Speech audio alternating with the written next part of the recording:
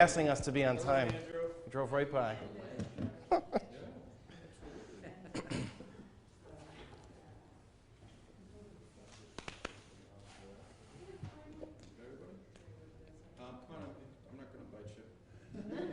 Social distancing. Yeah, we haven't used any of those executive powers yet, Andrew. Thank you everyone for being here. We've made a commitment to maintain and update the community on the ongoing efforts and the work and collaboration being done to deal with the coronavirus, specifically the strain, the COVID-19 strain. Our commitment remains that we'll be briefing the public with information on a daily basis. We'll be doing Facebook Live briefings moving forward each day with Dr. Gupta and myself and Commissioner Weirs. In the event of any material change and what would other be routine information, certainly we'll bring everyone back together again.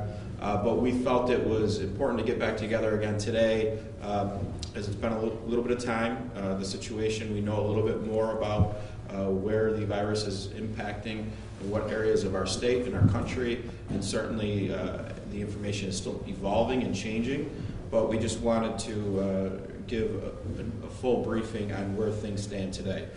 Certainly nothing has changed in regard. There are no confirmed cases in Onondaga County.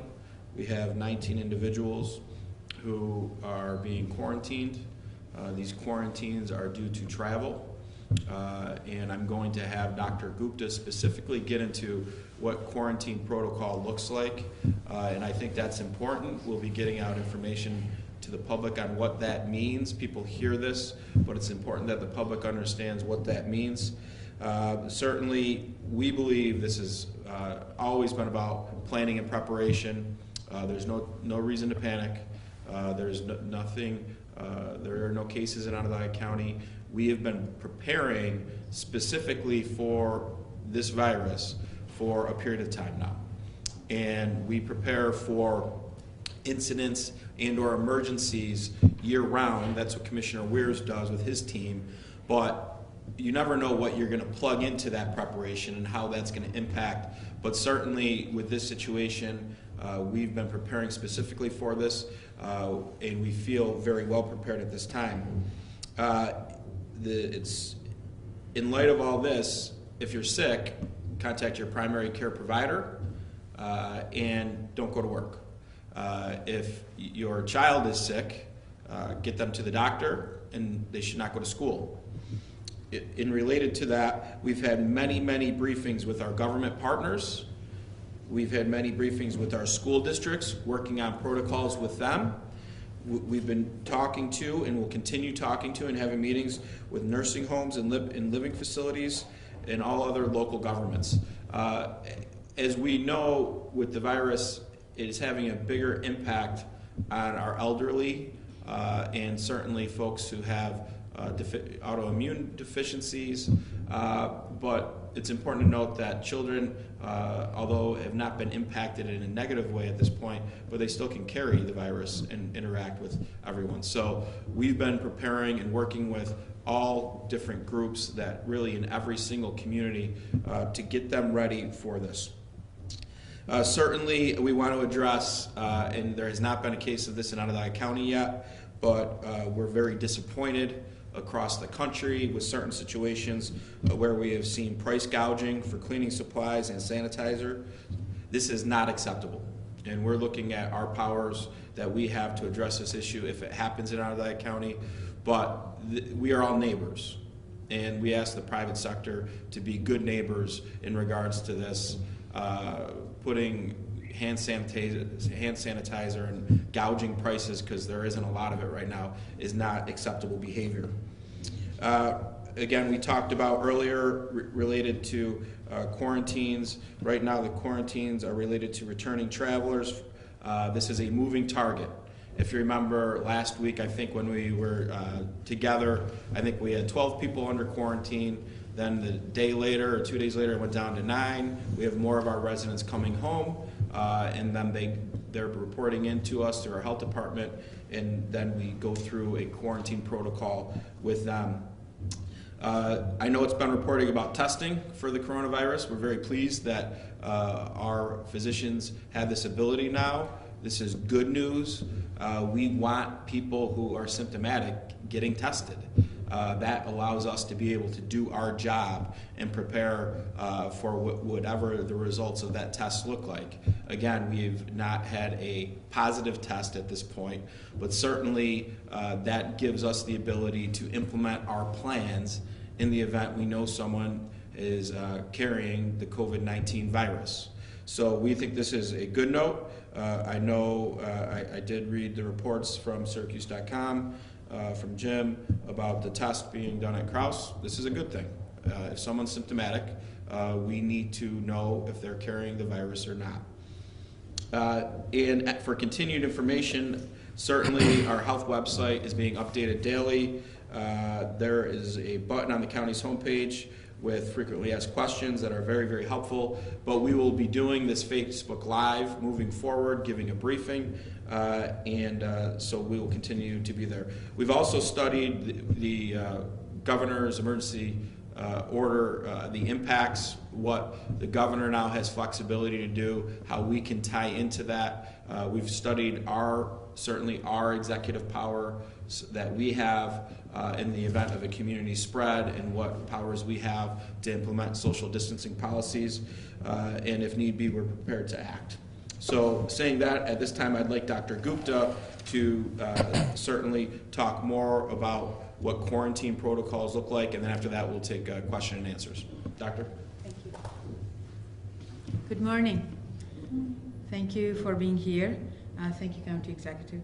So as you all know, the global novel coronavirus situation continues to evolve and expand in the New York State, including you have seen the Westchester and so many other counties.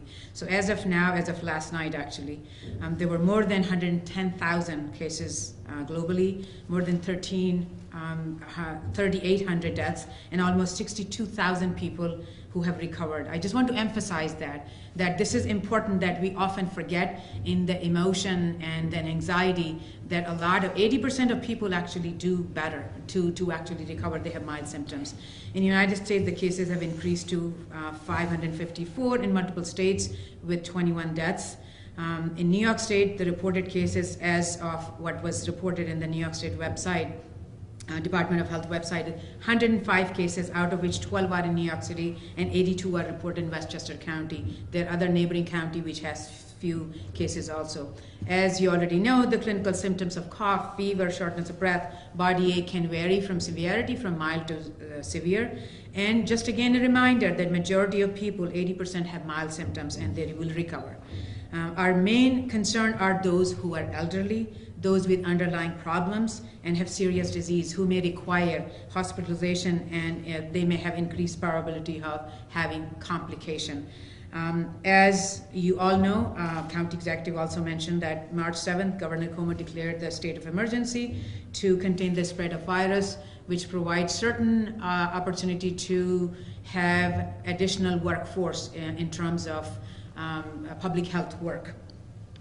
So we remain vigilant in our community and working with all the partners, especially our health system, to streamline the process to identify people who should be considered for testing and quarantine. Now, there are two different kind of quarantines. I think one is we call isolation or mandatory quarantine. It has been used, this word, in New York State. And there is called voluntary quarantine when we are asking for the returning travelers. We continue to do active surveillance, engage community partners in this intense public health preparedness effort, and remind everyone that they can and they should play a role in reducing the transmission of this virus. By using simple preventative strategy, you're talking hand washing, staying home, covering your mouth and nose if you are sick, right? And cleaning the environmental surfaces, stay home. Don't go to work, don't go to school, talk to your employer, talk to your teacher. All these things are simple measures, but they're very effective measures which will delay the emergence of community spread in our community in the future, and it will reduce its ultimate impact.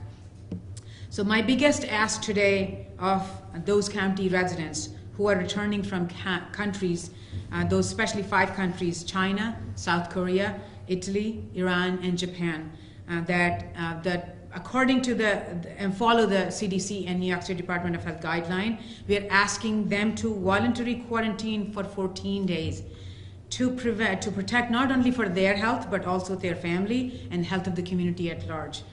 What does that quarantine means? We talk about these words, what the quarantine means. I think most of it, I would say that you can always go to CDC and New York State Department of Health site, our website, the information is there. However, simply that for 14 days, you're just going to be staying in your house or apartment. We ask you to take your temperature twice a day and practice social distancing from anybody. Stay home and avoid contacts with others. As we mentioned, do not go to work or school, any other activities. Do not take public transportation, taxis or ride-sharing services. That is important. Avoid crowded places like going to mall or movie theater or going to games or different community events you have planned. So you're not only protecting yourself because you are in that stage at this point that you came from that country. If you may have been exposed to unknowingly, and if you develop symptoms, you are the one who can get care, but in the meantime, you're protecting everybody else. That is very important, and that has been very effective if you look at other international facts when you are looking from Italy or Japan or any place else. Those things, and even from prior incidences in the United States with H1N1. And keep your distance from other about 6 feet or 2 meters, including pets. That is important. And quarantine means if you are sitting, if you have, we ask people to have their own bedroom, their own bathroom. If it's not possible, you have to literally wipe clean that bathroom and make sure before somebody else uses it. If you have a backyard, unless it's a shared somewhere, you want to stay confined to yourself. That is a little hard, I understand that, but that is important. How can people help? I think a lot of times is we have FaceTime, we have people call, texting. Everybody can help support. Neighbors can support, the family can support, because it can be very lonely if you're by yourself in the house. So we are asking everyone to really help the person who is not only quarantined, taking with themselves, but also support their emotional health. That is important part. So if you get sick, that is the part if you're in quarantine. What do? If you get sick, you have temperature, cough, or have trouble breathing, we don't want anybody just run to the emergency room. That is not a good way to do. Or just walk into urgent care, or walking to a doctor's office. We are asking them to call their doctor, get the advice on the phone, and then have them ask the right question and give you the professional advice. If they feel that your symptoms warrant testing, or they are more that you really need to go to the emergency room, they will coordinate with the emergency room and for the testing as well as for further care. We as a health department are there to help and support them. That is what our key role is, and continue to monitor the situation. And when you're calling the doctor, make sure you tell the exact history of your travel, that which country you were in, if you came for not that country actually directly, but you had stopped by there. It is very crucial for the medical providers to hear the right history, because there is something called is identifying a problem is asking the right question and the person to tell the right answer. So we are asking people to really be upfront about this, not only to do self-quarantine, and also report to their doctors if they have symptoms. And certainly we are there to help any questions if that's the case. Most of the time this is doctor and patient relationship in that way. We are monitoring few people, but they are not all of them who are coming to that. A lot of focus which comes from the New York State Department of Health through the CDC, which comes to us, and then we are monitoring those individuals. For certain special things, if people are in dialysis and all, if they have traveled, I think they got to call their doctors ahead of time because there are multiple people there. So taking these simple steps can not only protect yourself, but also to your family and rest of the community. So I am asking everybody to make sure they stay engaged, They get the right information from right resources, which is science-based, not like somebody made it up. It is very important to have the fact-based information from CDC, from New York State Department of Health, from our Onondaga County Health Department, because we can work together to ensure, the health and well-being of our community during this emerging 2019 COVID-2019 public health crisis. Thank you. Just to reiterate one of Dr. Gupta's points, the importance of, if you're symptomatic and you call your doctor, is not to just rush to your doctor physically or rush to the emergency room. We have a vast medical infrastructure here in the community, but we want, if someone is symptomatic, we want to be able to isolate any potential risk to everyone else. So that, I think, is important for all of you to help tell that story. Certainly, questions? Dr. Gupta, I just had a follow-up question for you. You're talking about testing. What I'm wondering is, if a person's doctor orders a test or wants them tested, what happens next? Do they have to contact your department, the state?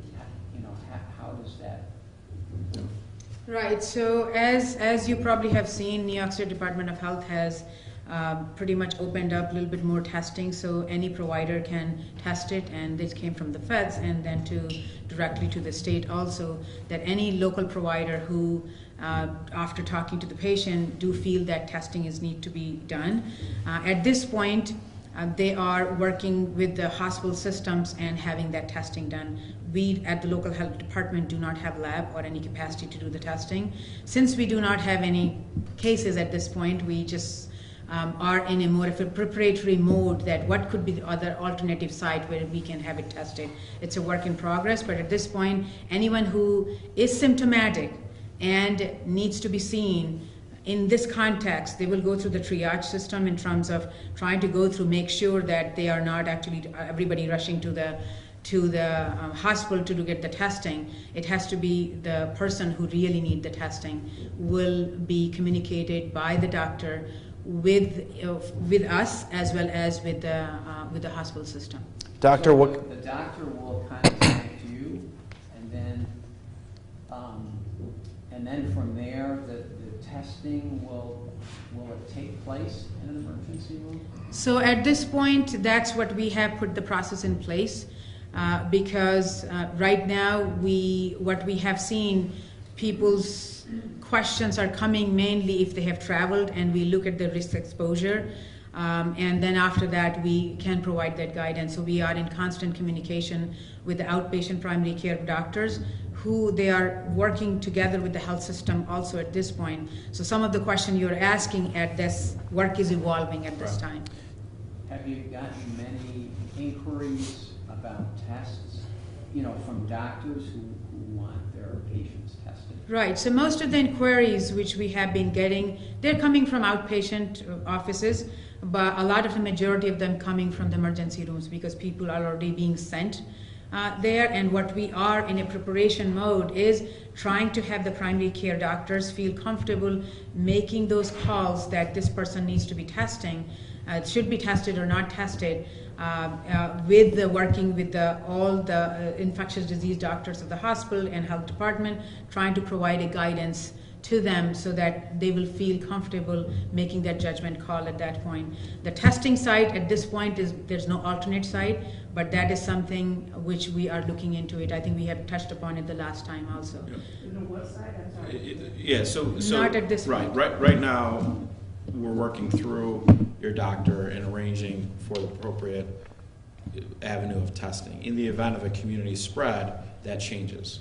And we talked a little bit about surge sites, and so that's something that in the event of a spread, we will have new ways to handle this, and the strategy then changes.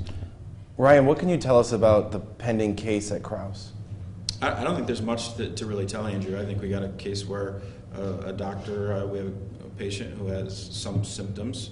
The doctor's doing their diligence and saying, you're somewhat symptomatic, and let's get you tested. And did the hospital have to work through the county health department in order to move forward with that process? So that has changed at this point. It is based on the criteria. If you go to New York State Department of Health website, they have a criteria for, they change that, that any healthcare provider, streets testing for COVID-19 shall be authorized by a healthcare provider when there are criteria. There are 5 criterias, and any physician, if they feel that these criteria are met, they can order the test. However, there is a one criteria in which there is a kind of in-between.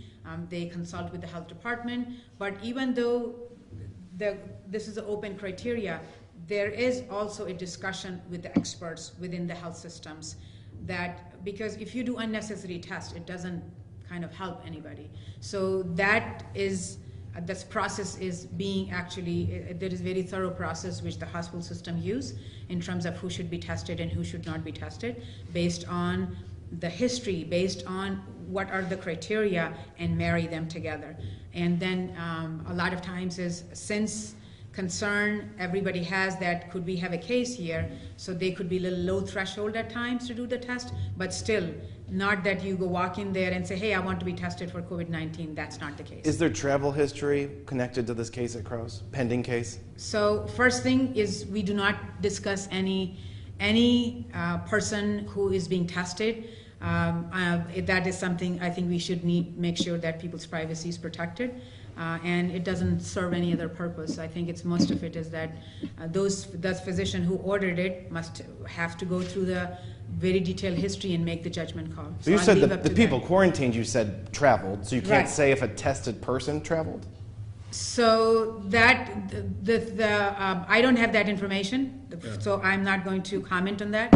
But at the same time, there are criteria with the travel, but there is a 5th criteria which actually says that if people do not fall into that category and you feel, the provider feels, other cases where the facts and circumstances warrant as determined by treating clinician in consultation with the state and local health department. So there is a room for that. And that's something which we want that providers to have that flexibility in there, because they are seeing the patient. They are the one who are taking care of them right there. So they make the judgment call at that time, and they do. So we are not going to comment on case-by-case basis. I think we can defer to talk to the hospital, but that's not the health department's job to talk about individual cases. Dr. Gupta, is it just one person who is being tested at Crouse? Is anyone being tested at Upstate, or any other members on who is being tested? So right. So you can ask that question to individual hospitals. We, at this point, do not have that information. State is working to, that's a lot of those things is that if the tests are being done, how are we going to know? We are going to know the positive results, that's for sure. So you don't know just if somebody just goes and gets tested, they're not going to go through the health department? No, they are not going to go to, they are not going through the health department at this point. Yes, so the process was different last week. St. Joseph, they were told to from everything the health department. Right, so it changed, right? So yes, it was true when we had the last press conference, and it was true till this new directive came out in which that was expanded. So it was in matter of last few days, actually. I think somewhere it happened on Friday. I can't remember that which day it was changed, but that was the one which just opened up for the providers. Because the triaging capacity also exceeds. If you look into other counties like Westchester and all, if you need to be heavily tested, there are so many people who are there, there's no way the health department can continue to do. I don't know what was the decision, but in terms of having that provider the ability to test, at the same time give them tools that they can triage patients based on the history, I think it's a key here. Because these are the physicians who are the primary care provider. I practice medicine, so I know if I was in my office, I will get those calls. And then I should be able to talk to my patients. Let's say if you have lots of patients, your 15 patients are calling you, and then you should be able to give that advice to them. Okay, tell me these things. Do you really need to be tested or no? Based on, I can talk to you on the phone. And if that's the case, then I can give that at least the initial judgment call. And then talk to the other, either infectious disease, people have there in the hospitals or in the practices, or then they call us also. So we work in there. In that context, we continue to work with them to provide them guidance. This person is the right person to be tested. This person, there are criteria which does not fulfill, right? That makes sense? Yeah, I guess I'm just saying, it seemed like it would be easier if there was just one central place where all the information came out as opposed to.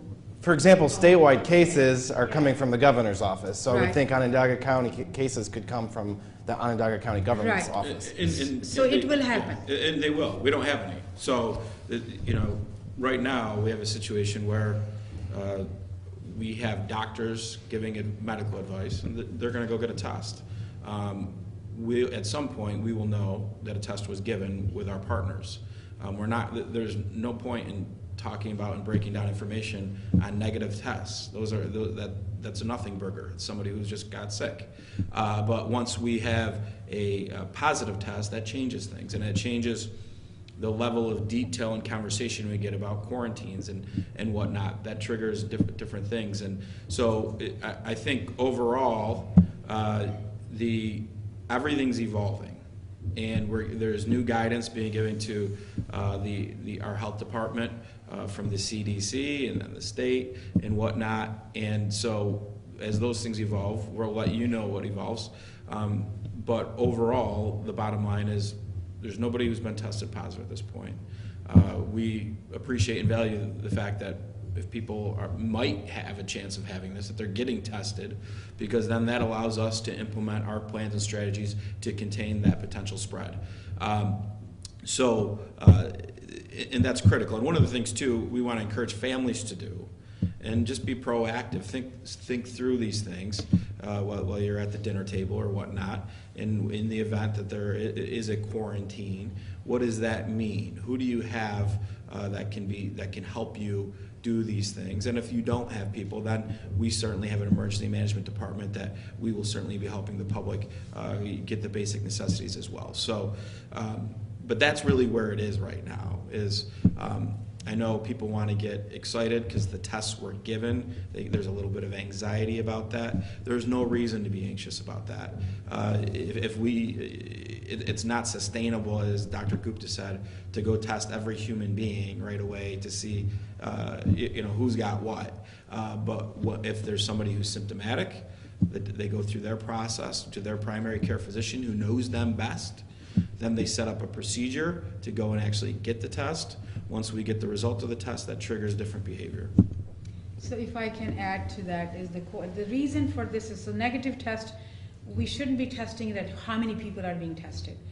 The main thing to what the county executive just clarified is, I just want to re-emphasize that, if there is a positive test, that actually starts a different process. If the person is in the hospital, that person was already isolated, but that person is stable enough to be discharged, we have to put them in isolation outside, in their own home. That means what we call, the governor has used that word, it's a mandatory quarantine. Then we actually will have to be very actively involved with the health system partners, with the emergency management, because we'll have to fulfill the needs of that individual. Checking on that person, if they need medication, if they need food, if they have other things, and also making sure their mental health needs are met, because a lot of time people get very scared of these things.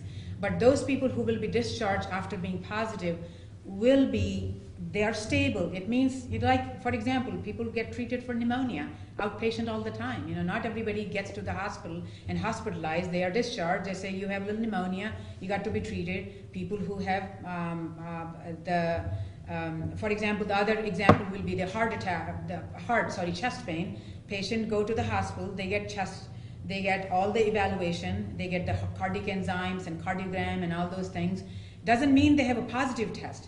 So we, instead of focusing on that how many people are being tested, I think we should say that how many people who are in voluntary quarantine, which we are asking them, monitor the symptoms and contact your primary care provider. That is so important, and go through the right screening process with your doctor to make sure you get the right guidance so the right test can be done at the right time. Hopefully it will be negative, but if it's positive, we are ready to take on that. We as a local health department will have all that information anytime, because that's in terms of positive test, because that's where our role becomes very significant in terms of making sure that mandatory quarantine, or what we call isolation, at the community level is going to be implemented. In the hospital, it's safe because everything is very controlled there. When they go out in the community, that's the time we'll have to make sure that these people are really confined to their own home. It's a little different than the voluntary, in which we are asking willingly to do that. There's no enforcement there. In the mandatory one, we'll have to enforce that. That's a big difference. And that would come with a positive case only. That will come with the positive case, and that's very important for people. So the people who are returning travelers have such a significant role to protect themselves, their own health, as well as the community at large. So that's my biggest ask of them, to make sure you please follow those protocols. And can you spread that message to people if they're coming back from either one of those 5 countries on the CDC list, or even, I don't know, if there's another country that you'd be concerned of with a lesser level? What do you say to people in Onondaga County coming back from those places? Should they call you as part of their process to return home? Right, so at this point, I think if we are asking them to do 14 days quarantine, they're most welcome to call us and provide that information. At this point, we don't know how many people are coming back in our community, right? So yes, we are always ready to take people's phone call and provide the guidance to them. But some of those things they can do on their own. We are asking their active participation in not only their care, but protecting the community. Taking the temperature twice a day, staying home, don't go to work for 14 days, don't go out in the social events, no movie, just watch Netflix or whatever you want to watch, and just chill at home. That's what we are asking. And if their family and friends can support, but some people don't have any families, and so that's where we come into the picture. One thing I'd like to add to that real quick too. If you do come back from one of those countries and you do become symptomatic and you feel that you need to be transported to a hospital by an EMS agency, it's absolutely critical that you give our 911 call takers that information. So that way the first responders can prepare themselves to limit any type of spread, and also make sure that the hospitals are ready to receive that patient. So the more information you give the call takers, the better prepared our responders are going to be, and the better prepared the hospital is going to be to limit any additional spread if in fact that person does become a positive case. Are they trained to also ask preventatively? Yes, they are. They've changed the procedures to make sure they're asking international travel questions. The 19 people who are voluntarily staying at home, did they travel to all, one country, or do they include travelers who went to all 5 or some of all 5? Can you tell us which countries? So predominantly they're from China at this point. Mostly. We have started to get some other ones too, but predominantly they're still from China. And they notified you that they were self-quarantined. So no, this is the state actually sends notification to us through the CDC So part. they're notified by the state. And then some people have called themselves from different countries actually. So the people have called us as well. Yeah. Ryan, the price gouging thing, what can the county do, and have you noticed anything? Yeah, we haven't seen anything yet. I know some of my colleagues that I've spoken to across the state have these issues on Long Island specifically. So we're looking and reviewing what authorities we have, what powers we can execute if necessary. It's just common sense, though. I mean, let's not take advantage of a community fear at this moment to make a couple bucks. I mean, it's just ridiculous. So, so if we get any cases, we'll be ready to act if we know that certain businesses are acting in this really unethical way. We'll certainly act with all the tools we have available. Doctor, is the test for coronavirus still the oral swab that really any physician is capable of? Yeah, I mean oral and nasal swab. Yeah, and then they send it to Wadsworth, that's where the testing limitations are, the actual backside of it, correct? Right. So no, they have expanded there's a more testing capability. That is, I don't know when they are going to go alive, like Quest and some other institution locally. So I think that is coming soon. That is important because that will increase the capacity to do the testing in addition to Wadsworth. But I think people get confused because any physician can actually sample for a sick person. It's the backside. It's who they send that sample to actually process the sample. Right. So there's one more thing to that, because you have to have protective gear at this point. So that's why that's a concern that these people who, if especially they are symptomatic, if they go walk in the waiting area, they have other people there. That's not what they are looking for. So a lot of those things is not doing the test itself is very simple. but the where to do the test, that's the biggest one at this point. Dr. Gupta, going off of that, Governor Cuomo yesterday in his update, he called for the expansion of testing, and upstate being one of those places. Is there Right. any word on upstate's testing and the lab that they have there and how the county will be involved with that, Ryan? Well, look at, we very much want upstate to be able to do these tests. I don't think we've heard exactly if they're a site yet. We anticipate they will be one, but from the standpoint, upstate's word is upstate because it's the regional hospital, not just for Onondaga County, but for all our other counties that have yet to be impacted. So it would make perfect sense, and I think you heard the governor talking about Northwell on Long Island, and it would make perfect sense to have regional facilities that can do this testing to really turn around the timeline faster. But I don't think we've heard, Doctor, unless you got breaking news that No, upstate's so ready. I think you should talk to Upstate because they are probably working in work in Yeah. progress. That will be the best way they can answer your question, and we'll be very excited to hear whenever they go live. Yeah. How does transportation work for these test samples when they're heading out to Albany? Still Is doing it- it? Oh, for the Albany, they Yeah. usually can do FedEx. They can do if people feel very compelled. Sometimes we have done driven there Yeah. also. So that depending on the situation, yeah. Depending on the county, maybe is making that call, or? Yeah, I think in both cases, they've been mailed and driven, depending on what they are and the severity of the concern.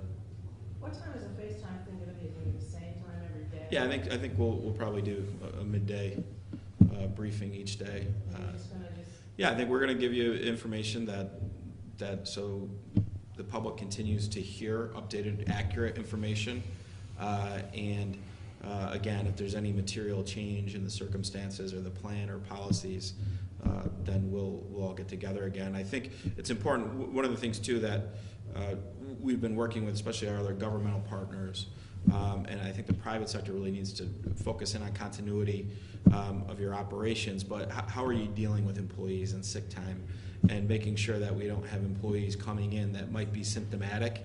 And so we've come out with our own guidance for our own department heads and workforce so that we don't have individuals who might be sick but might only have certain days left coming in. So we've come out with our own policies for our workforce that encourage people, if you're sick due to these symptoms, due to this strain of the virus, stay home. And it's not going to be a punitive situation, and your child as well. Certainly, we need to be vigilant on all ends of that. So 11:30, the briefings will be at? Yeah, we'll get you out something later today. It might be noon, but 11:30 or noon we'll be doing briefings on FaceTime Live. Are you giving organizations any advice on whether they should continue to hold music concerts, Yeah. sports events, So- other large gatherings? Yeah, at this point we don't have, and I think it's important because there's certain things that people are asking questions, and depending on where you are, it matters more, right? If you're in Westchester County, you're probably not shaking hands anymore, right? I think Dr. Thomas talked about this on the news the other night, but in Onondaga County, we don't have a positive case, so is it probably, shaking hands? Some people are not. Fist pumps, some people are not. Elbows, I think Dr. Gupta's favorite way is she likes the elbow bump. So that's certainly, but look at, yeah.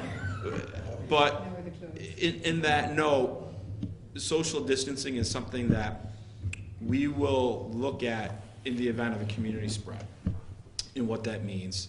And certainly there's just common sense stuff, Jim. I mean, if you're not feeling good, you got flu-like symptoms, like, don't go take an Uber. Like, maybe you shouldn't go on an airplane. Certainly, I think there's been more guidance on cruise ships, but that's common sense. Whether or not, we have the benefit of learning from these other communities on the decisions they're making in real time and what the impacts are. So we're not going to implement any preemptive social distancing policies that will drastically impact people's quality of life, way of life, or the economy at large until the data merits that. Syracuse University, Cornell University, they're all putting out some pretty advanced recommendations of not even traveling domestically. You know, we're starting spring break season. There'll be a break in April for kids. Is there any conversation with school districts about something that substantial, a suggestion that you shouldn't even get on a plane domestically? Yeah, Andrew, I think again, the data is going to drive this type of guidance. And if you're looking at certain communities that have a widespread, a community spread in certain areas that may be a spring break destination, I think certainly individuals can use common sense. And I think, it's good. Many of our universities, we're a community that's rich in higher ed institutions. That makes the planning and preparation more important and more complicated for us in this region because all of the international and abroad programming and where all these people just come from within the United States. So I think everybody's giving out good guidance, giving out good counsel, but let's get there before we worry about April 4th to 11th or whatever the days of vacation are, and look at where people are talking about going. Certainly if you had a spring break cruise that you're looking to get on, probably not a good idea, right? But if I'm going to Italy next week, I probably can plan on staying home for 2 weeks after I get back. If you get back, right? Well, that's- Yeah, so, yeah. So, Italy's in a level 3 alert, so we Yeah. should be going there. yeah, and that's internationally, I've heard many doctors say this, I think maybe Dr. Gupta maybe as well, but if you're going to travel internationally, think about how you get home. You know, and think about what that's like and how disruptive that could be to your life and your family's life. So those, I think, are really fair points at this point in this. But overall, from the local standpoint, there is nothing here yet. Inevitably, we'll probably get a case, and then we need to look at that case, where the nexus of that came from, and the reach that this individual may have had with other people, and then looking at really what is then a different type of quarantine, right, for people who've been in contact, and then you make those decisions based off of that data on whether or not you continue to utilize the On Center and the War Memorial and all these other resources locally. New York State has the most cases of anywhere in the country now, because that makes sense, right? New York is the largest metropolis by yeah. data. That makes sense. Should people be concerned, though, about going downstate and then coming back home?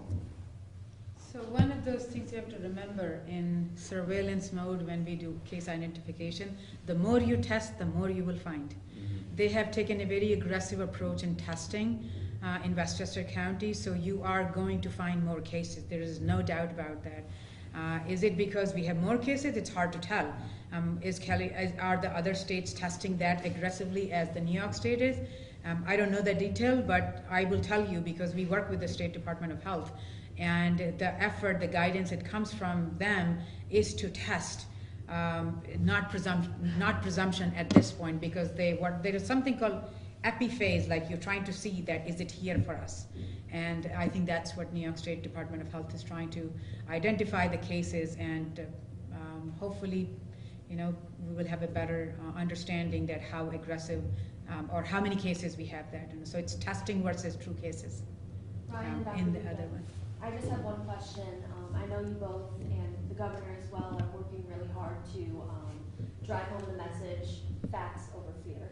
But I do have a question about accountability. So, for example, the people who do travel back from these countries with widespread coronavirus and are asked to quarantine themselves for 14 days, any response to people may not follow that?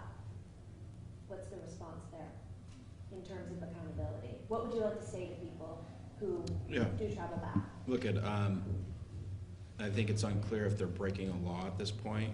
But I would say they're putting themselves at harm risk first, and that this is not disruptive for the most part. If you're traveling on business, I'm sure you traveled with a laptop or some form of computer, and you're used to using that. And your employer, I know employers here, throughout New York State that are very, very much interested in having their employees stay home if they were over in another country. and they can still get their job done. I mean, that's the amazing thing with technology these days. And their families, you're putting your families at risk too by not working with your doctor and working with the health department and our team when you come back. So whether or not it's a crime, I will let the lawyers give us guidance on that question. Certainly, it's not smart. And to be a good citizen, you're coming back. I'm sure when you went to one of these countries, you didn't think about Corona or the COVID-19 virus strain. Nobody's mad at you, but you may have been subject to something that could harm you, your family, and your neighbors. So let's just be smart and let's work together, and we'll all be stronger as a community on the other side of this. So the only thing I can add to that is most 98% of people actually do follow voluntary quarantine recommendation, because most people actually want to do what is right for not only for them, their family and the community. So that is very important fact to remember, that the people who we have spoken to, some of them, they just call, they say, we put ourselves in the quarantine. You know, this is something, it's so nice to hear that there are people who really want to do the right thing. They look for guidance. Mandatory is the one, and they're asymptomatic. You have to remember that. So we cannot enforce that part in asymptomatic. When they are symptomatic and they have a positive case, if they are trying to do, that's where that becomes an enforceable thing. Yep. Do our hospitals and nursing homes in the county have enough supplies to deal with a potential big outbreak? Dan can touch on that. One of the things we've been doing, Jim, is we've been working with all of our partners on what the supplies are, where there are shortages, and planning for a community spread, so that we've been coordinating those efforts with all of our partners, and have, I believe, a couple large orders in. Dan, do you have anything else to add on that? No, so we're also working with the state on that. So we've heard a few requests from some of our local agencies as far as resource needs, and we're working with them to try to identify sources for it, whether we procure it or we go through the state. We're trying to get everybody the essential needs that they have. Again, and that's that's your EMS departments, that's your schools, that's your nursing home, long-term care facilities, hospitals, governments. Other questions? We good? All right, folks, appreciate it. Thank you. Thank you. Thank you.